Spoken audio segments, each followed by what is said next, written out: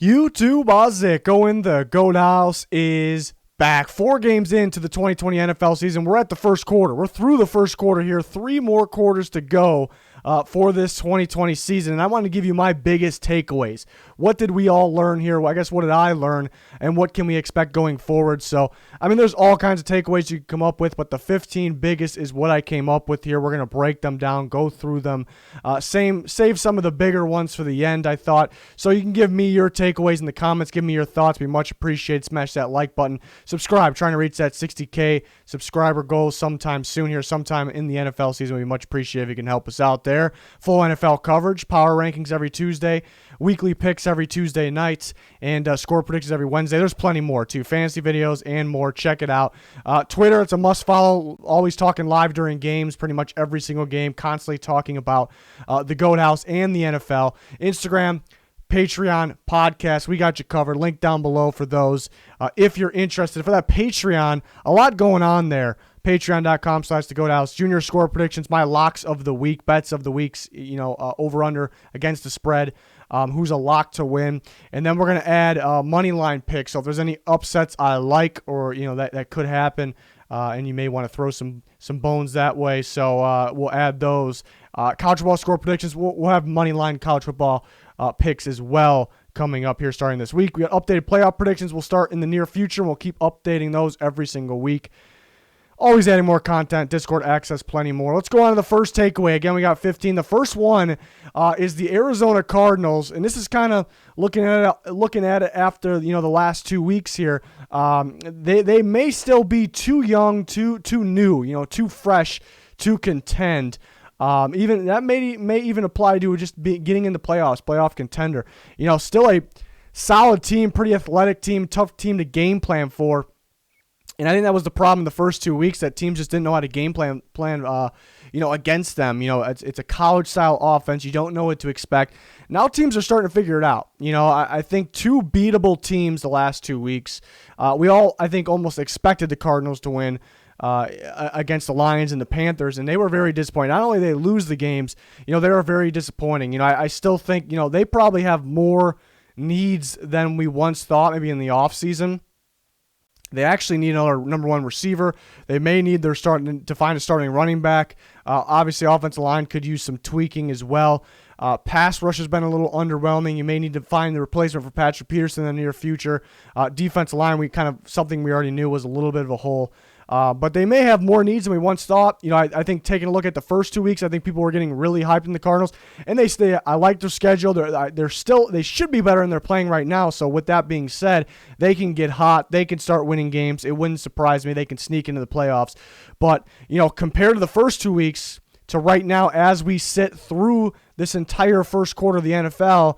We're kind of noticing that they might just be too fresh, too new. They don't really have a true identity yet. They haven't really got everybody going yet, and they may have some more needs. So I thought that was something that actually stood out there. Maybe a team people were kind of getting hyped on, but there's reasons to be hyped on them. Next, we got the Colts. The Colts defense is legit looking at the first quarter of the NFL season. Better than expected, better than I think most of us expected. I talked about it quite a bit in the last few videos here heading into this week 5, that we knew going, it's pretty much the same evaluation as the offseason for the guys. That's the interesting part. It's pretty much the same exact evaluation on their defense. They got 2 absolute studs that are actually pictured here with Darius Leonard and DeForest Buckner. They add Buckner in the offseason. That was a great addition there. They wanted to be able to compete now with that defense. So that's why they went out and add him. So they have the 2 studs. They got other guys that could play, but there's other defenses with more of the big impact players than the Colts. But what I've noticed here and what I respect, what I really like, and I've been talking about like crazy, is that they're very well coached, very well disciplined. They all know the roles. They know what to expect. They know how to game plan against teams. But they're very high motor guys. Guys that want to go out there and play football, guys that want to play as a team. That's the main thing. They're playing as a team, gang tackling, very tight in coverage. All these reasons, what the impact game-changing players. It looks like Xavier Rhodes is a big-time addition. That was kind of a little bit of a surprising one so far, through 4 games here. But all those things combined is what's making them a legit defense and definitely better than expected. They'll play some better offense. I'm really excited for the Browns game in here in Week 5. So a little bit more of a challenge, but this defense, you see them play the Vikings, and you kind of wonder, maybe the Vikings are bad. What's the situation here? And they play the Jets, and we know the Jets are bad, so people are still kind of on the fence. But we're all thinking the Colts looking pretty good right now. The defense is looking really good, but I'm a little afraid to go all in. They do it against the Bears, so maybe not the best three teams. It looks like the Vikings offense actually might be better than what we thought in week 2 that was, but still. Game after game after game, consistency is what I like, and I've seen enough to know that they're legit. Are they going to be the best defense in football when it's all said and done? Probably not. But they're very impressive, and it's definitely a defense I like because you can respect it. You love the way they play the game. So it's kind of hard to go out and find, especially in today's. I think there's a lack of that, honestly, with guys playing, going full go. Gang tackling. I think that's kind of disappearing for some reason. I don't know why, but got to respect the Colts defense. It looks legit here through the first quarter part of the 2020 NFL season. Next, the Belichick Patriots. They have a chance to always contend. You look at this offseason, no Tom Brady, but they get Cam Newton. Some people were, and I think a lot of people were like, okay, it's different, but is it that much? It's not really a downgrade. If it is it much of a downgrade? But then you kind of question, is Cam Newton going to be healthy? We haven't seen him healthy in some time. We know he's good when he's healthy, but it's been some time. So you kind of question that. You also look at the guys that opted out. I mean, both sides of the ball, mainly defense. Both sides of the ball, really. Key players, offensive line, linebacker unit, Patricia on the safety as well as the other guys. Hightower's a big one. So, I mean, that's crucial. And then you look at who they lost in the offseason, lose Kyle Van Noy, who was huge for them, a key piece, a really good fit. Jimmy Collins played extremely well for them as well. So they lost a couple guys like that. I thought Danny Shelton played pretty well, as well in that system. So he's gone. So a lot of it felt like, on paper, it didn't really feel like, it kind of was a fact. On paper, they got worse. And they could still be as good offensively if Cam is a healthy Cam. So that was kind of the question. But you look at their defense. Why were they so successful on defense last year? Mainly, their secondary, and we knew coaching, and they had other pieces as well. Like I said, Van Noy, those guys are good players. Mainly the secondary though, but the secondary gets helped in every single defense by pressure, by pass rush, and they lost those guys. So you kind of think the secondary can take a hit. Maybe a game like the Seahawks didn't play their best, but it's a tough matchup. But just yesterday actually against the Chiefs, I mean they were lights out. They still are arguably one of the best secondaries in football. Even with a little bit less pass rush there, Chase Winovich is playing very well.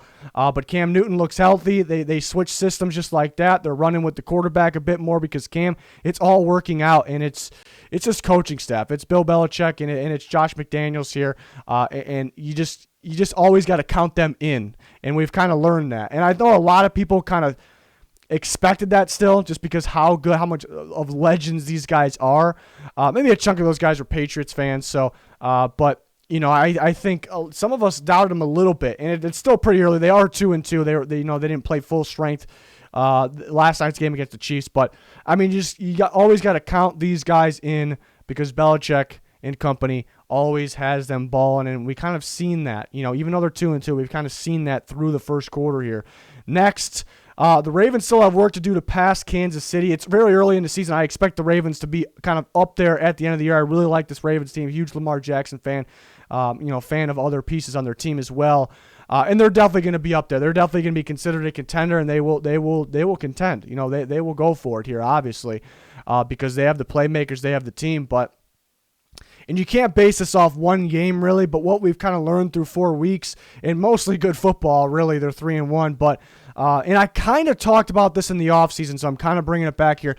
They actually may have more needs than people thought. People were calling the most complete team in football, and I definitely thought they were one of the best teams in football, but I was not calling them one of the most complete teams. People were kind of getting on me on that. But what we've kind of learned through here at this early stage, this first quarter stage, is yeah, I kind of worry about the offensive line because it was one of the best in football, maybe the best in football last year, and now, they lose Marshall Yanda. That affects them. That affects them, and we can see that now. They are getting a little beat up at the tackle position, so that affects it too. But could use another guard for sure.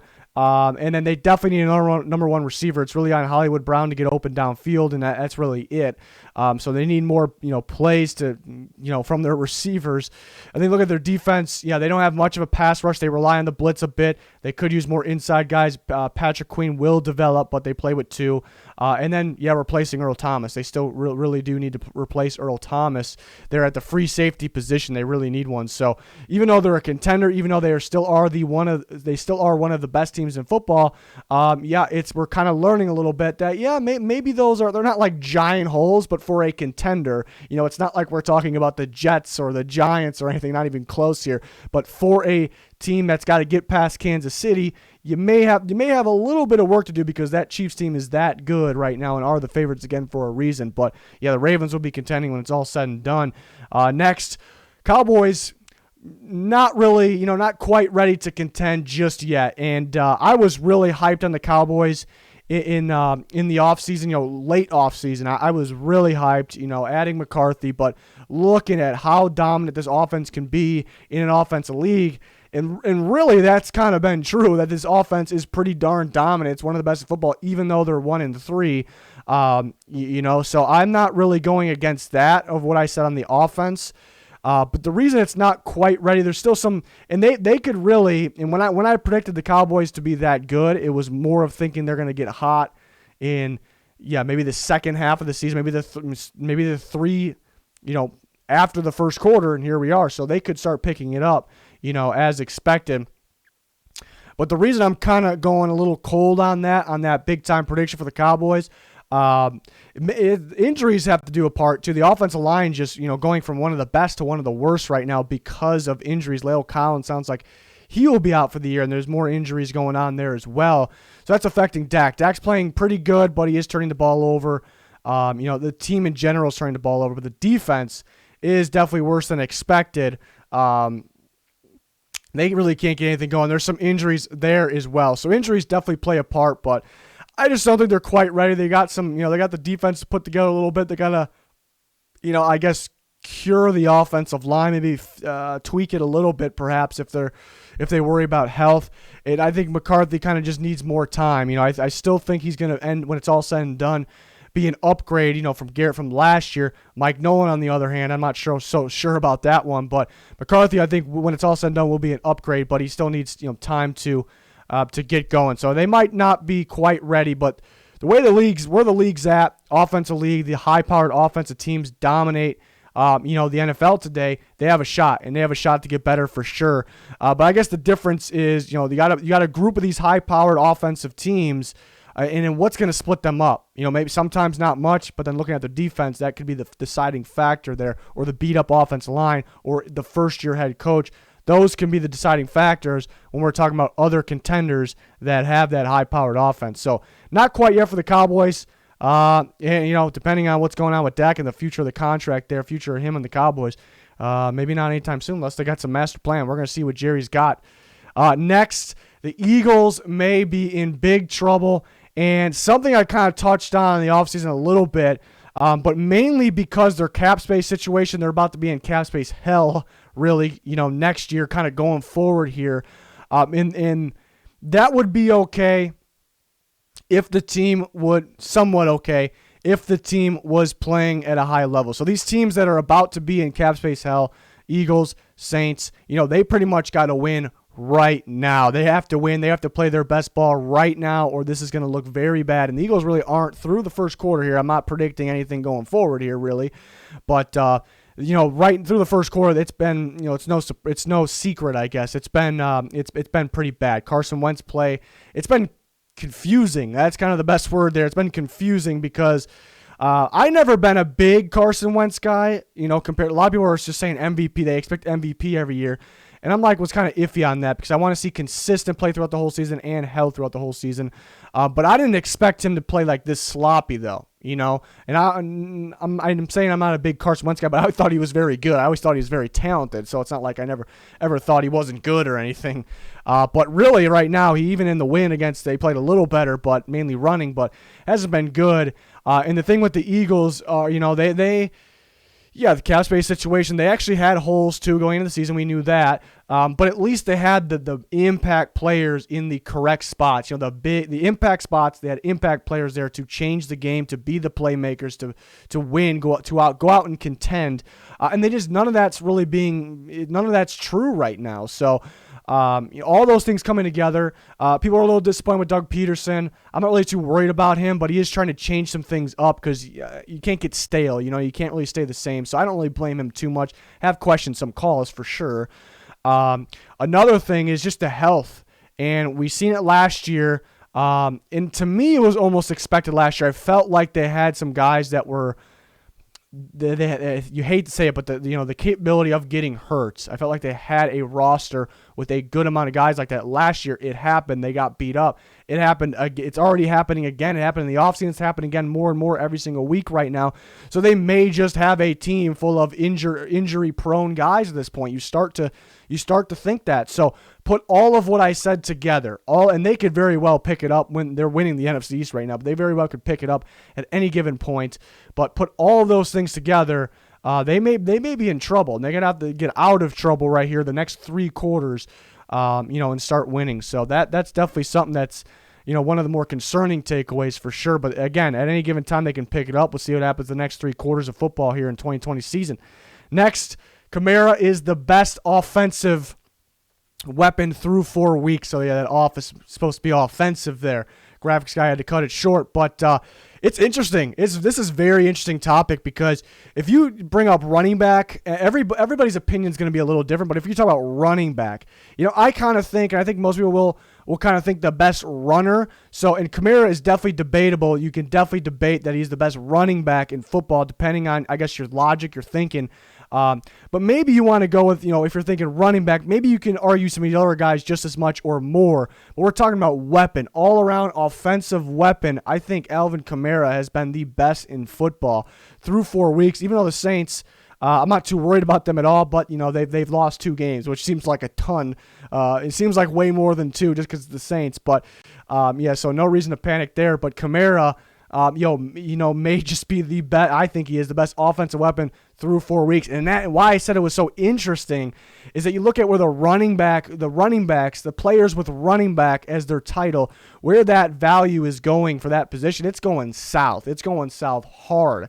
But you look at some, not just Kamara, you look at some of these guys who are the best all-around weapons on an offense. There's a lot of running backs to throw in there, and the guy at the top very well could be, through 4 weeks here, Alvin Kamara. So maybe the running back, the value of the position is falling, but maybe for the right guy like an Alvin Kamara, maybe that is actually soaring. Maybe that is going up there. So that's something interesting to think about.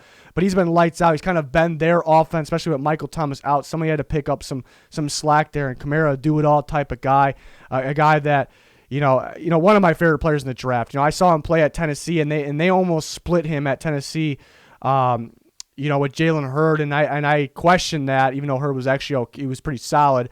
But I loved Kamara's game, and I was higher on him than everyone out of the draft.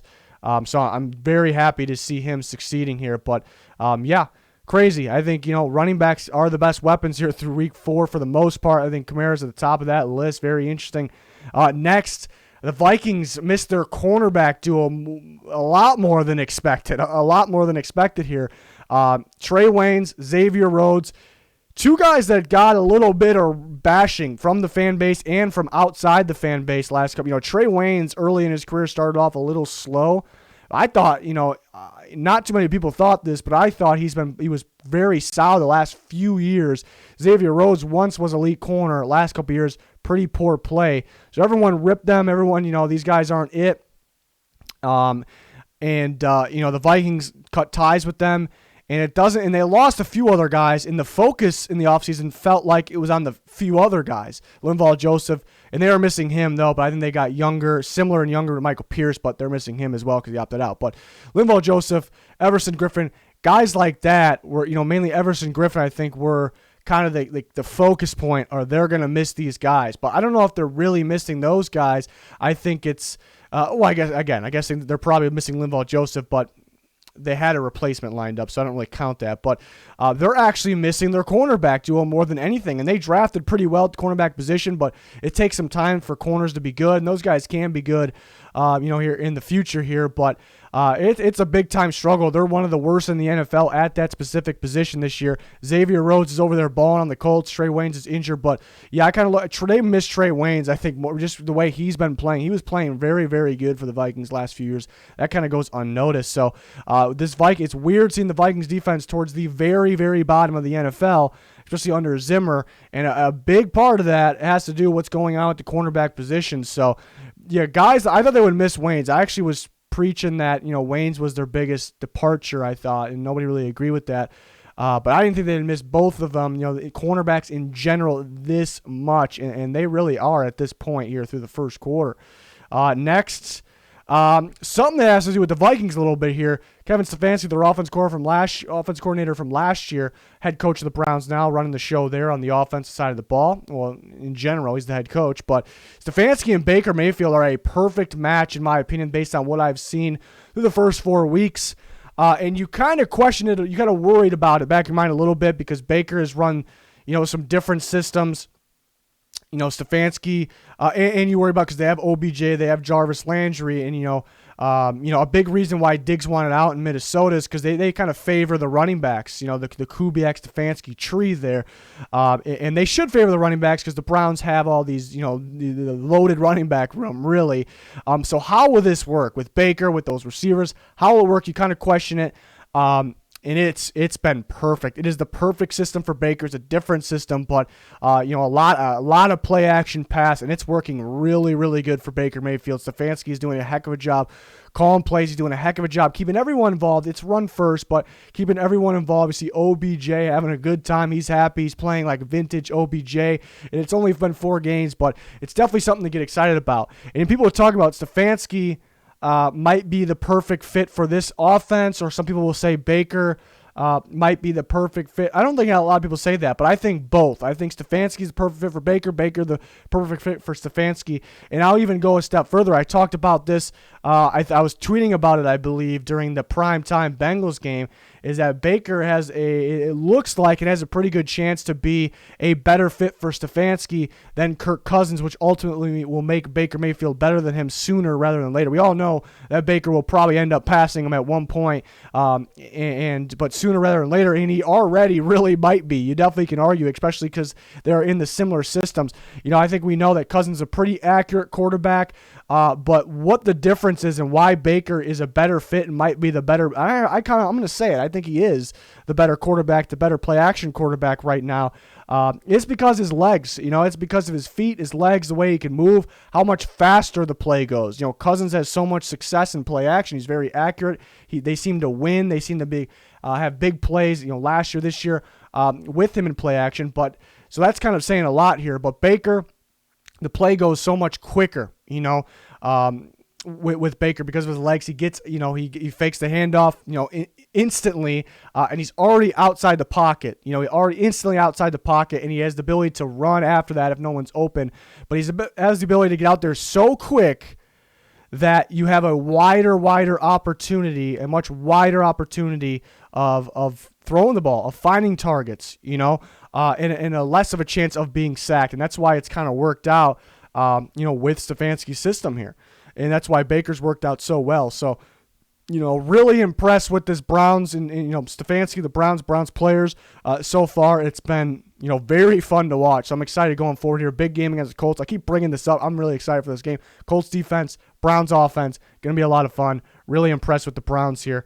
Next, we got the Steelers. To me, Pittsburgh Steelers, even though they already had an early bye here, wasn't planned, obviously. To me, they have the best defense in football, and I don't want to say it's tough to say that because statistically the Colts been great, and I really like this tough Colts defense, and it's been shutting people down.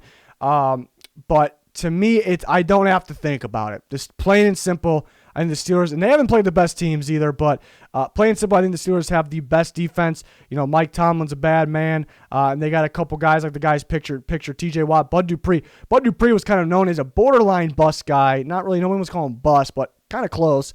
And then last year he really took off. contract year? Was that kind of a fluky thing? We've seen that from pass rushers, and I think he's even better this year. The stats may not show it quite yet, but he is super productive. He's a disruptor this year. They use him in different ways, align him different ways. So I'm really impressed with him. But what they do is they stop the run first. They shut down some good running backs. They completely shut it down and then make teams one-dimensional and then do what they do best, and that's rush the passer. It's pretty easy to cover and rush the passer when you absolutely know it's coming. You're eliminating something from a team. You're making them one-dimensional, and that's just kind of playing mind games there. And it's executing. It's executing at the highest point here for defenses. So Mike Tomlin, deserves all the credit in the world. So far, want to see them play a little better competition, but so far there's really no doubt in my mind this has been the best defense in football. A game-changing defense, and a playmaking defense as well, and the best in football. And I don't have to think too much about that. Can't wait for that Titans game, though. I was a little disappointed they didn't get to play that this week. They'll play in Week 7, so excited for that one. We'll see. For the Falcons, and this is actually something I talked about last season, it's time to rebuild in Atlanta. This is my opinion, but it's time to rebuild in Atlanta. Trade what you can here. And I made a video actually last season, what they could possibly do, and I was starting to talk about that then, and I'm sticking to the points now. I think I just got it a little earlier than everyone else there, but the reason is the same here. It's because, if they are going to win, even when I talked about last year, if it was last year or this year, if they are going to win, how is it going to win? Super Bowl, which is really the only goal. When you're keeping Matt Ryan with his age, that's the goal. If you're going to win, how will it be? It will be because their offense is that good. And it can be that good. Even in losses, it has been really, really good. But if they were to win, it would be because of their offense. And that means they're off. We kind of talked about with the Cowboys, too. There are a chunk of crazy high-powered offense, and the Falcons are kind of in there. They go cold sometimes, but they're kind of in there. Let's just say they are in there. Let's throw them in there because their offense can be good. So their offense has to be a lot better than that group. The Chiefs, the Ravens, the Packers, etc. They have to be a lot better because we know their defense isn't anywhere near. Some of those teams don't even have the best defense, but they are definitely better than the Falcons' defense. So their offense would have to be light years, that much better than those teams. And it's just not possible. It's not going to happen, especially when we're talking about, let's just say it looks like it's happening. Let's get to the playoffs. Even though it's not looking good for them this year specifically, you have to win consistently against the best. So you'd have to play at that level every step of the way into the Super Bowl and then do that in the Super Bowl. It's not possible. It's not going to happen. Matt Ryan's going to continue to decline. He's still pretty solid, but he's going to continue to decline. And there's just not enough there, on the entire team, really, mainly the defense. It's just not there. Dan Quinn's not working out. It's time to blow it up, trade what you can. Matt Ryan will have a negative cap hit, but if you can get a pretty good pick, but that might be tough to do. But other pieces, other pieces, any piece, if you can get something, obviously don't take some stupid value for them. You gotta get somewhat correct value or close enough. But I think it's that time. I think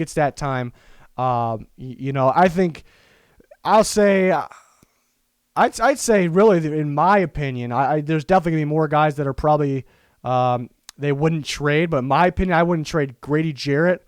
And you can hang on to A.J. Terrell for sure. They would definitely wouldn't trade Ridley. The Julio's name came up, but apparently that's BS.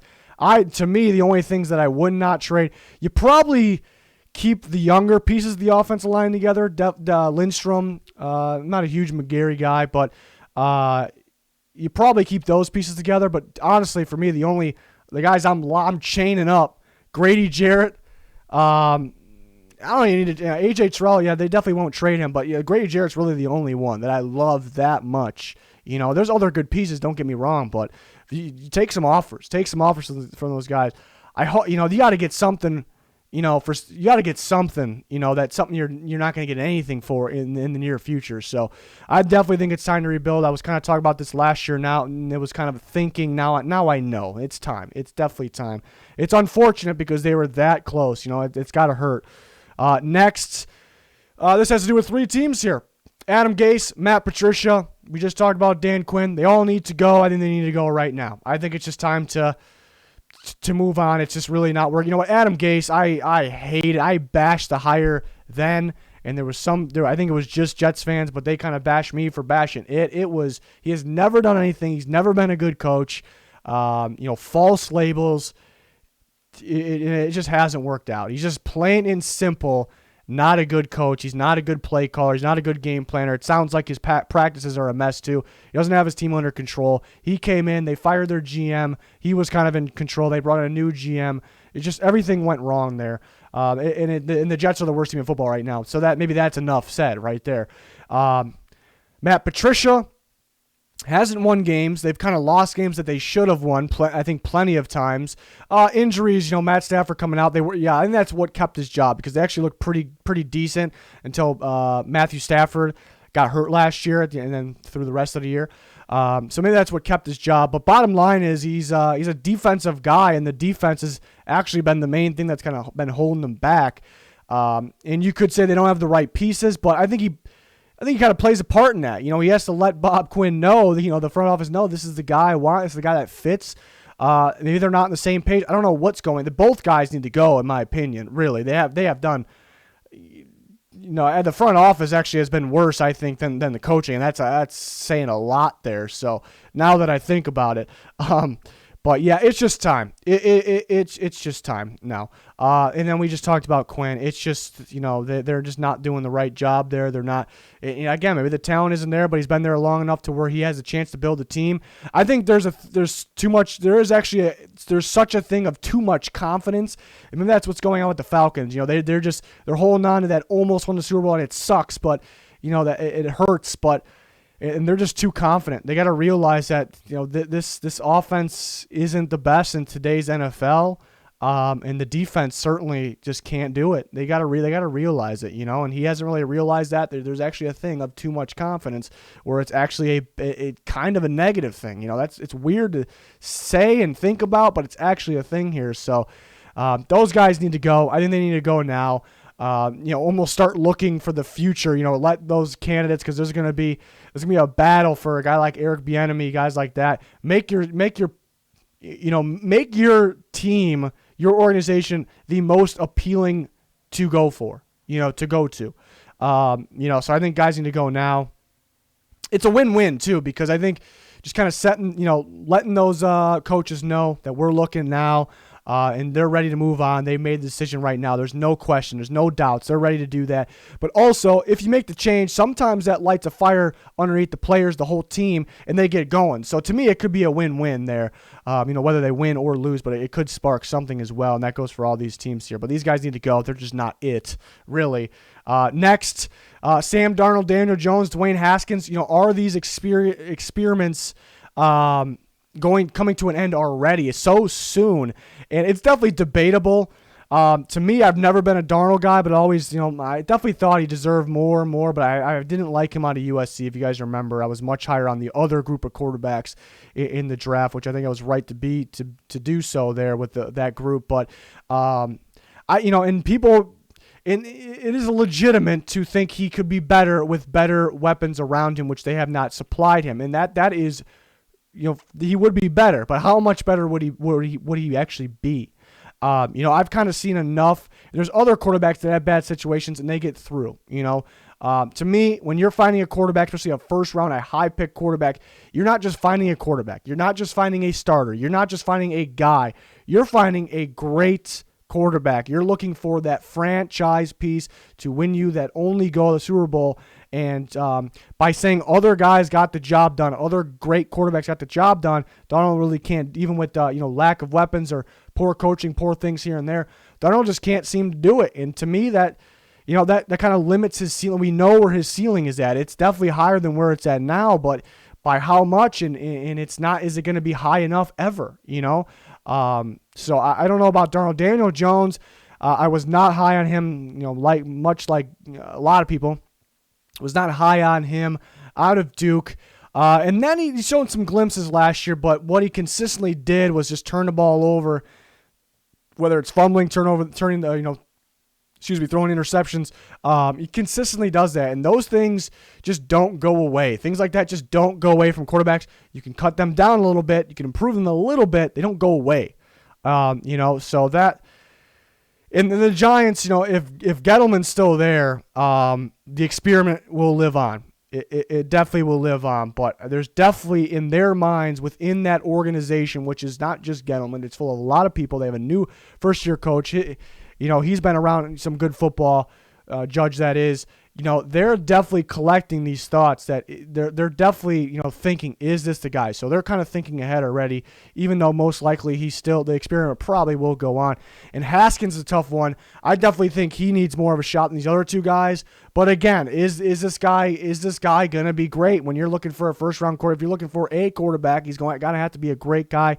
How much does this new coaching staff, this new organization really, like him? How much do they like him? Maybe they weren't the guys that drafted him really. So are they just already thinking about the next guys? So based off the first quarter here, the experiments on these young players might end pretty quickly. We've seen a guy like Rosen end extremely, fast there, but just kind of a bad situation, some bad situations for him. But definitely interesting to think about what these teams will be doing at quarterback going forward. And we got two of the big ones, the big takeaways here. The Packers are serious Super Bowl contenders. Last year they made it to the NFC Championship game. That's only one step away, but for some reason, I talked about this in the offseason, and I think people can agree. It felt like, even though it's only one game away, it kind of felt further than that. And I don't know, it's hard to, say exactly why. I guess, not being that close with the Niners, but it has to play a part. But it just felt like they were a lot further than that. Their defense is kind of holding them together. Their running game, I guess. Offense, the thoughts about Aaron Rodgers, what's going on with him, LaFleur, those things weren't really clicking all the time. So then that kind of makes you wonder this year. LaFleur in his second year, true test. Is he the real deal? Is he not? So there's people kind of question that. People kind of question Rodgers. He was good, but he wasn't great last year. He wasn't the same Rodgers, but he was still good. But at his age, do we see him going back up?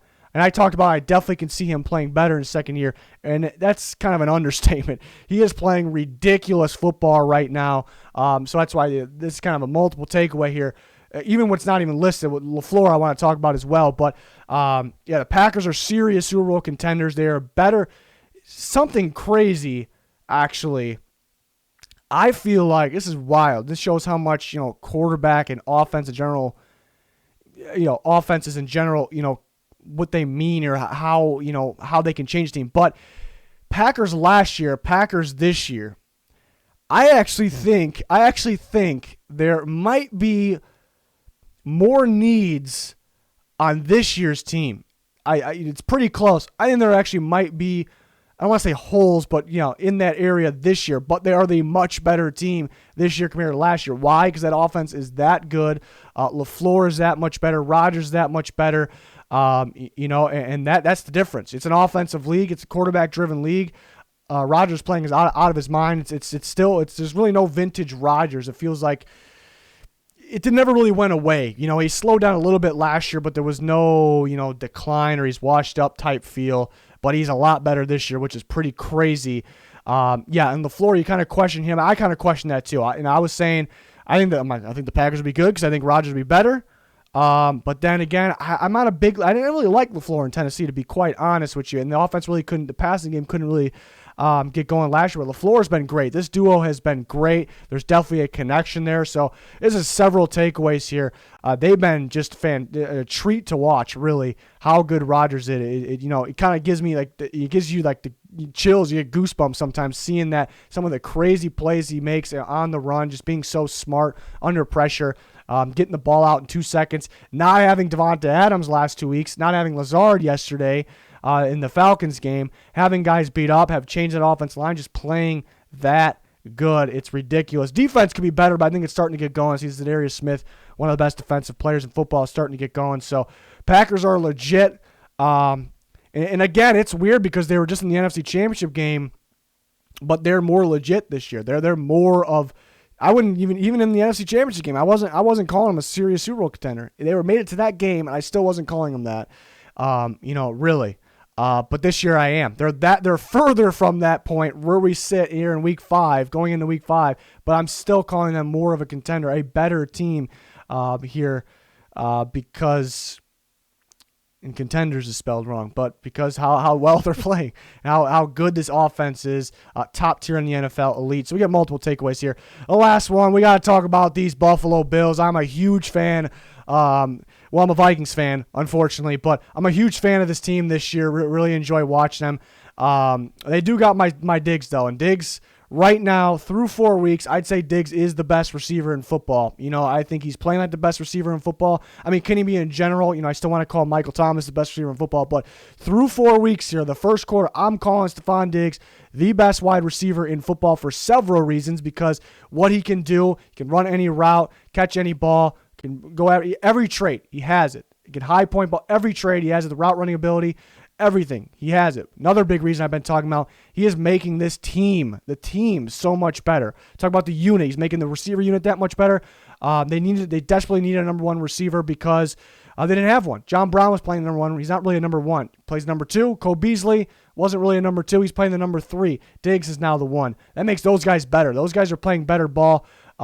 Beasley's playing extremely good ball, better than expected, really, and that's because adding Diggs. So you see Diggs is being, he's that good and making that much of an impact, even when he doesn't catch the ball. But he's catching the ball a lot. He's making those huge plays a lot. He's also making the quarterback, helping the quarterback be a better player, but he's also mainly helped himself be a better quarterback, better player. That's Josh Allen, of course. And Allen right now is MVP material. He's doing things Mahomes has done, is doing. He's, I'm not a big stats guy, but statistically wise, he's MVP material. He's got that winning attitude. There's no giving up to him, in his game, and you got to respect it. You got to love it. He's just got that talent. Some of these abilities, some of the throws he makes is just. Other guys just can't do it, and that's what we saw at Wyoming. We saw that at Wyoming. That's why he went so high. People were like, he played at Wyoming. He played bad competition. He kind of turned the ball over. Why is he going this high? Because you see just the God-given, the pure talent there is ridiculous. And that's why people liked him. That's why I liked him. But I also kind of labeled him that raw prospect, even though I liked him. I love that. I graded that pick highly for the Bills. I liked that pick a lot. I thought it was a good fit. But I still labeled him a raw prospect, meaning it's gonna be good. It's a gamble, and it's going to take some time, but he is a lot better than he's supposed to be at this point, an insane amount better than he's supposed to be, and that is scary because he actually still has upside, especially adding Diggs. We're only 4 games in with Diggs. These guys are getting better. The Bills are contenders because how good those guys are playing, how good the offense in general is playing. The defense, I like the defense a lot. At any given time, it could be one of the best in football. We've seen them make big turnovers, big crucial plays in a game like the Raiders game. They could do a little better job, stopping teams. They're giving up maybe a little more points than we expected, but I'm not really worried. Still a really good defense. Just getting Norman in the fold there, in the flex there. And he's making big time plays. So all over the board, but a key piece is what I've been talking about. The last couple weeks, I really brought it up against the Rams. What I really like, what really stands out, is the variety to this playbook, to this offense. There's so much to it. They can do anything. They can run any play. I can sit here and list them off. They can run any play, and they will run any play. And there's excellent play calling. But why they can do that, and that kind of goes back to crediting Josh Allen. That's probably where he deserves most of his credit, which nobody is really talking about. They're able to open this play sheet, this playbook, the game plan wide open. And throw off defenses, make them, on their toes. What do we expect? What are they going to do? What can they throw at us? They can throw anything at us, kind of like the Chiefs, kind of the same thing there in different ways. And that's kind of possible because Josh Allen's talent there. So all those things together, I think they're contenders because of that. They're a tough game plan, and they're a very good team. And kind of going back, I think Josh Allen, quarterback receiver duo, I put them at the best so far. I put them in the best in the NFL. Like I said, Allen up there for MVP. One of the best quarterbacks, still debatable between, we see how good Rodgers is playing, Mahomes, Russell Wilson's playing, next level. So Josh Allen's with those guys. Just think about that. Patrick Mahomes, Aaron Rodgers, Russell Wilson, Josh Allen. Think about that category right there. But But yeah, putting the duo together, I think they've been the best in football. It's been extremely fun to watch. So definitely a team I'm excited to watch going forward. I expect them to be a contender there, right there at the Packers. I thought those were the two big ones because, I think we've learned a lot from those teams, for the first 4 weeks. And it's just it's probably one of the couple of things that are the most exciting part about football so far through 4. So definitely, I'm curious to see if any of these things continue to be kind of takeaways, if they continue to stay, because I think most of these things are kind of, in a way, facts through 4 weeks, but do they continue to stay like that? That's what I'm looking forward to. Here we are in week 5, some big games, so I'm really excited for that. Give me your takeaways. Give me your thoughts on my takeaways in the comments. But for week 5, we got weekly picks Tuesday night. We got score predictions Wednesday, fantasy video Wednesday. We got all power rankings every Tuesday. We got all kinds of videos. We got you covered every single week. Please subscribe, turn notifications on. Be much appreciated. That is going to do it for this one, though. Thanks, everyone, for watching. Goodbye.